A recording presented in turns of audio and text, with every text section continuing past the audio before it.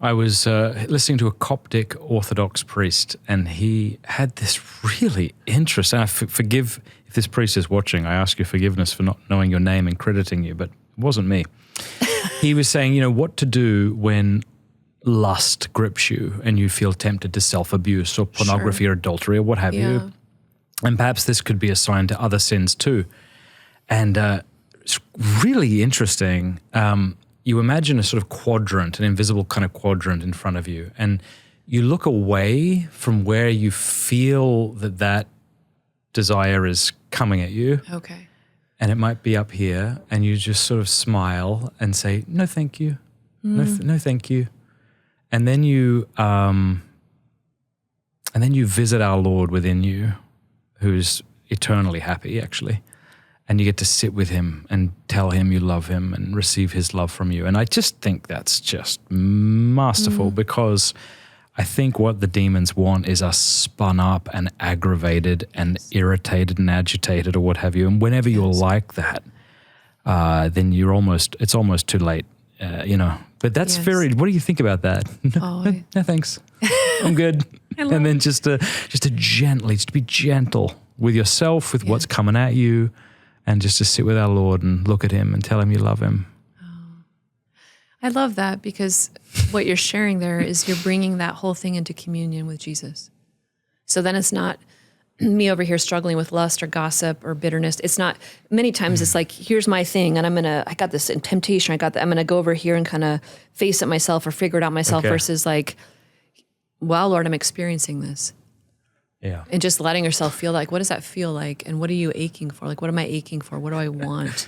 And then you bring it into communion because that's the goal of our life is to bring everything, even our sin, our temptations. Like we're just so used to living a fragmented life. Yeah. We are so used to that. And in the beginning, it was not so.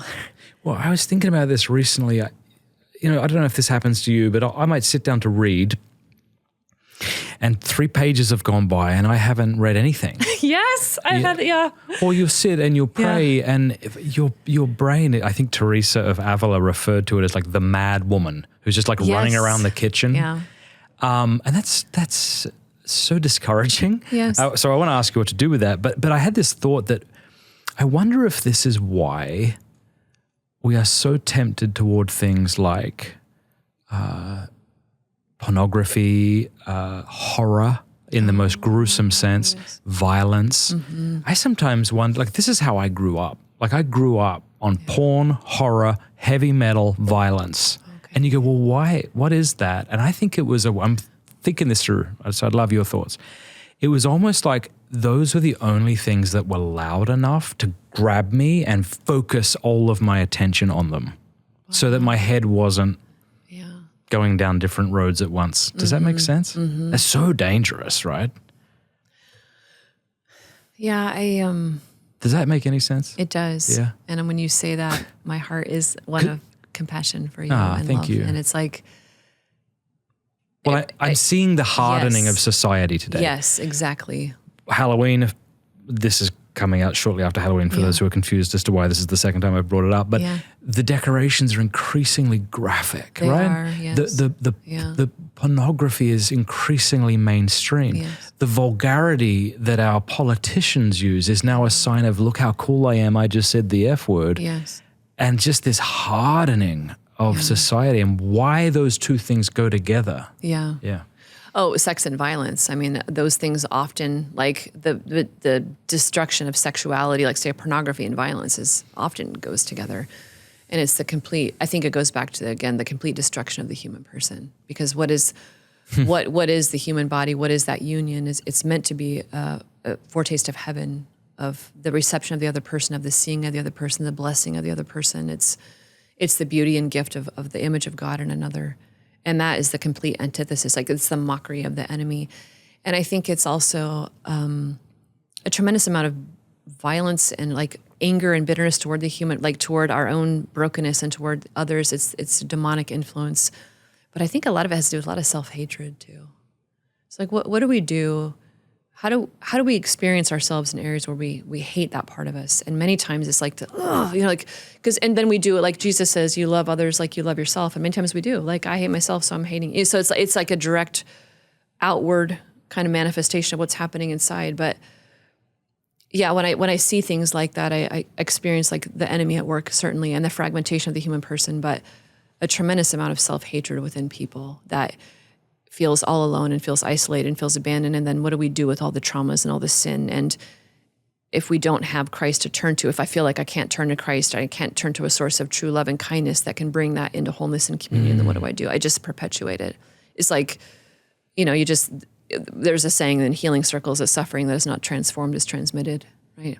Suffering that's not transformed is transmitted. So we're just transmitting all of our suffering, all of our sorrowful mysteries onto other people. That's as true as it gets, eh? Mm-hmm. Like there are things people say today, like, you should eat carnivore, that in 5 minutes will be overturned.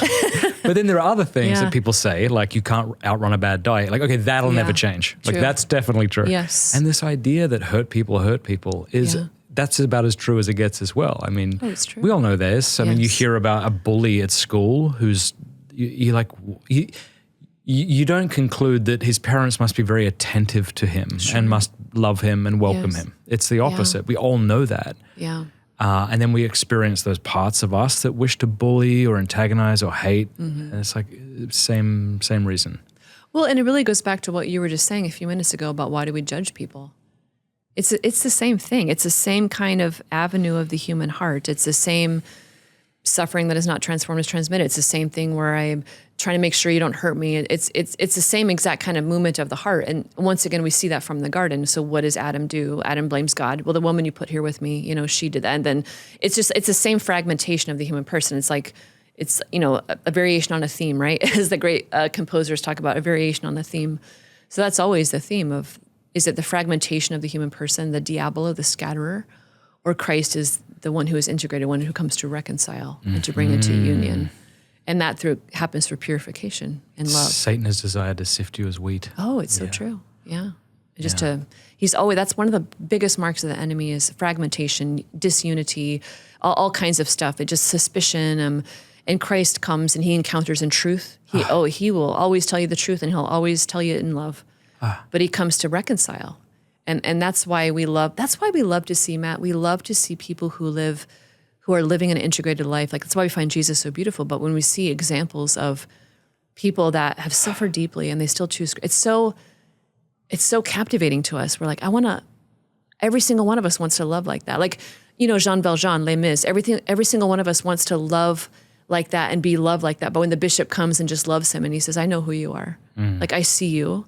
I know who you are. We all want to be loved. We want to be like useless to people and still be loved. And we all want to love nobly. We can tell ourselves all kinds of things, but we want to love with a noble love, a sacrificial love, a love that will do what is good, true, and beautiful, even when it's really hard. Like we want to love like that because that's how we're made. We're made for a noble, excellent love, and nothing than that will satisfy us. You talked at the beginning of our conversation about, I forget how you phrased it, but knowing your story? Yes. What does that mean? Yeah. Knowing where we came from, knowing...